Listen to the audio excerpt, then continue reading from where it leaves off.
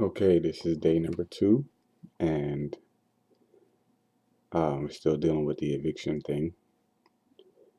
I don't think I've made too much progress, to be honest with you. Um, my girlfriend Allison is going to go tomorrow to see if we can get some assistance, some emergency assistance. Um, and see if we can get the rent paid and the water paid.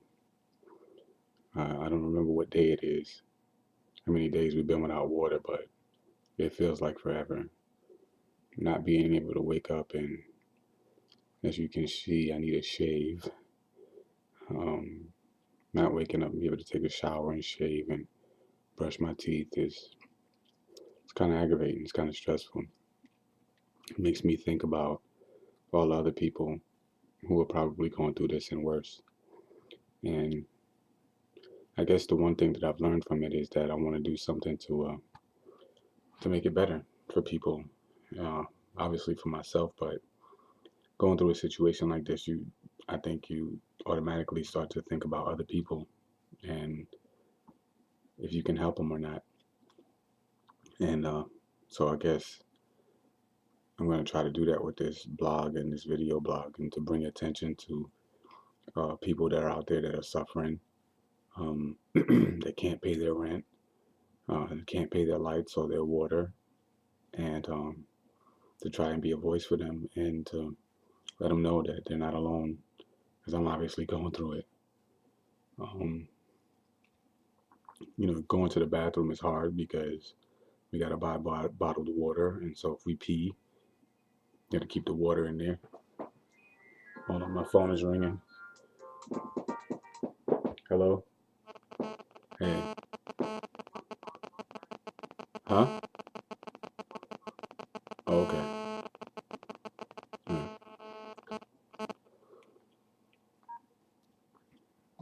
That was my girl calling me, telling me that my mom called her on her phone. And to be honest with you, I kind of don't want to call my mom back right now because it's very stressful talking to her. She's in a bad position too. And every time I talk to her, I'm reminded that she's not doing good. And it just hurts, to not be able to do for myself and for my family and for my son out there. And, just not to be able to do for your mom. I think every kid wants to help their mom out. Every kid wants to get rich so they can buy their mom a house. And being 36 years old and not having a house of my own or to be able to take care of my mom or take care of myself really makes me feel down.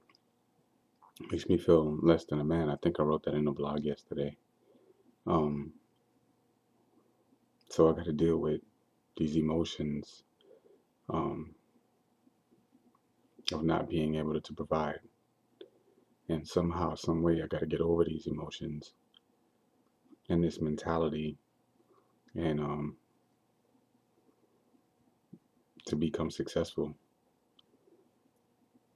It feels like I'm stuck between a rock and a hard place. I think that when you get so deep in debt and being uneducated and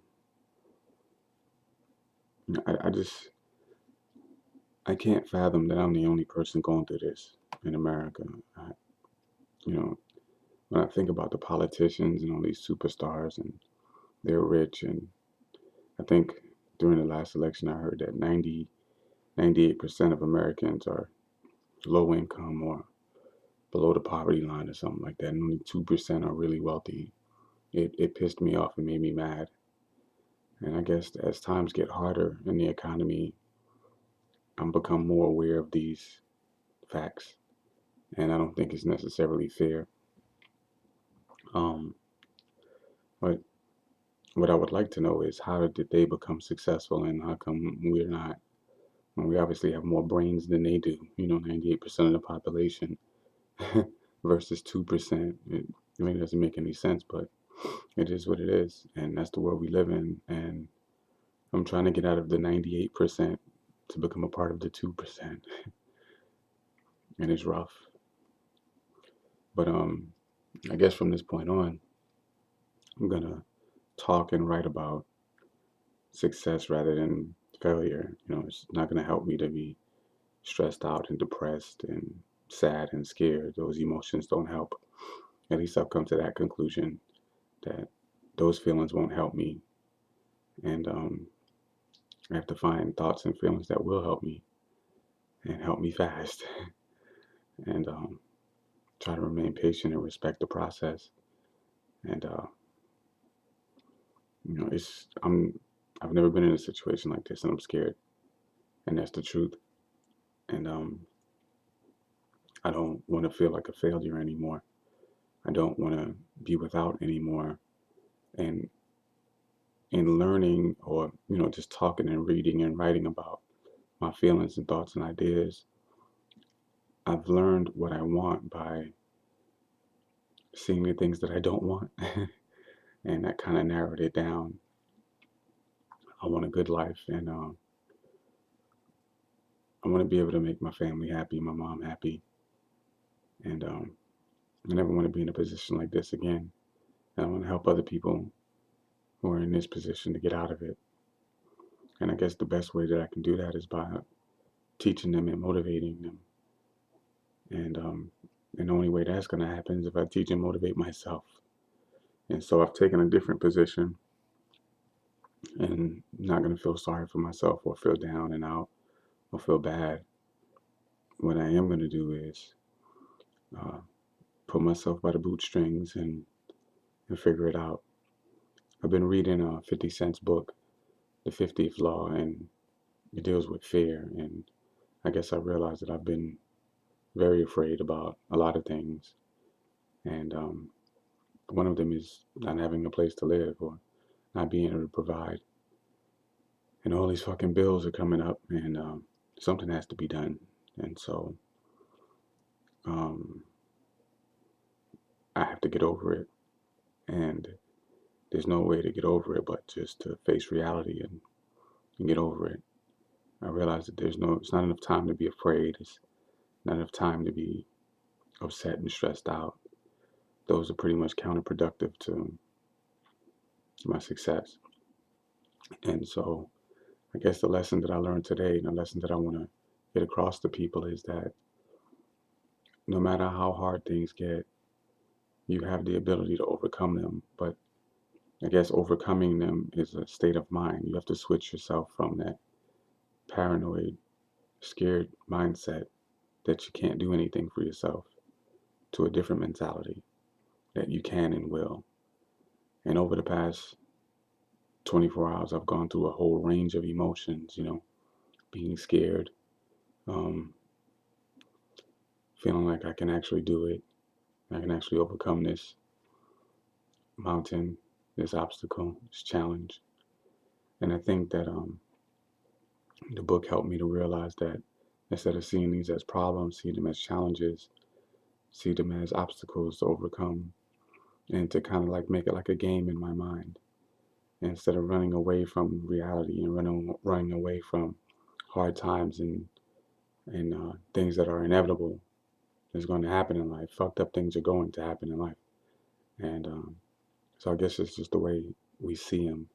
And I've kind of like try to force my brain to see it as a fun time rather than a scary time. Because at the end of the day, the worst that can happen is that we won't have a place to stay and we have to stay at a homeless shelter. And, that's the worst that can happen. And when I look at the worst, I mean, it's bad, but it's not as bad as, when you allow your fears to run wild in your mind. And so that's the lesson for today, to overcome fear and my personal fear. And so I hope you get something from this. I'm gonna go ahead and start writing the blog. So after you finish watching this video, go ahead and read the blog and see my ideas on fear and how to overcome obstacles. And I hope it helps you. Shit, I hope it helps me.